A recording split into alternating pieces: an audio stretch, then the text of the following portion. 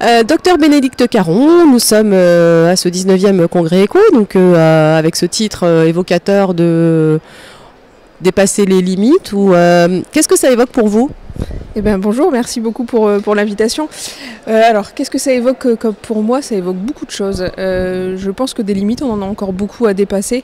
Alors, effectivement, il y a cette limite actuelle qui est la limite des thérapeutiques qu'on connaît et où finalement on parle de plus en plus de la prise en charge globale des patients, où en fait on va essayer de sortir du médicament et de prendre en charge les patients de manière différente en prenant en compte l'activité physique, l'alimentation, l'aide psychologique, etc. Ça, je pense que c'est important. Et aussi peut-être d'avoir une prise en charge un peu plus personnalisée, c'est-à-dire que, alors là, quand on voit les résultats des études, c'est très intéressant, mais il faut être honnête, on ne traite pas aujourd'hui un patient qui a une maladie qui évolue depuis 20 ans comme un patient qui a été diagnostiqué il y a 2 mois. On n'a pas les mêmes objectifs, etc. Donc peut-être une prise en charge plus globale et plus personnalisée. Après, qu'est-ce que ça peut m'évoquer d'autre, dépasser les limites? C'est peut-être aussi essayer de franchir ce fossé qu'on a parfois entre les patients et leurs médecins. Parce que c'est vrai qu'il y a des questions qu'on ne va pas forcément poser aux patients parce qu'on n'est pas très à l'aise avec la réponse qu'ils vont nous donner.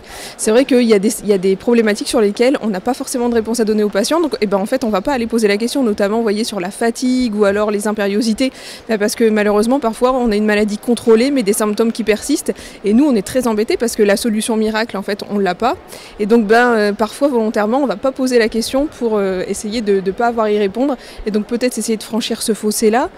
Après en troisième limite à franchir, je dirais peut-être essayer de s'inspirer aussi de ce que font les autres, notamment les rhumatologues. On a vu là sur ce congrès des molécules avec des mécanismes d'action innovants que nous on n'utilise pas du tout et qui en fait sont déjà utilisés en rhumatologie et peut-être plus s'en inspirer.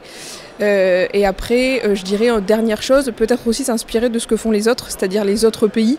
Hier en session, on a eu des cas cliniques avec des prises en charge globales. Vous aviez une prise en charge japonaise, une prise en charge européenne, etc. Et c'est aussi intéressant de confronter les points de vue et de voir finalement comment font les autres à côté. Et je pense que ça peut que nous inspirer et nous aider pour la suite. Et puis surtout, c'est aussi peut-être l'intérêt finalement de ce congrès de décloisonner un peu les pratiques, quoi. Ouais, tout à fait, tout à fait. Essayer de s'inspirer des autres, et s'inspirer des autres pays, des autres spécialités, et puis surtout franchir le fossé qui nous sépare des patients. Merci beaucoup. Merci à vous.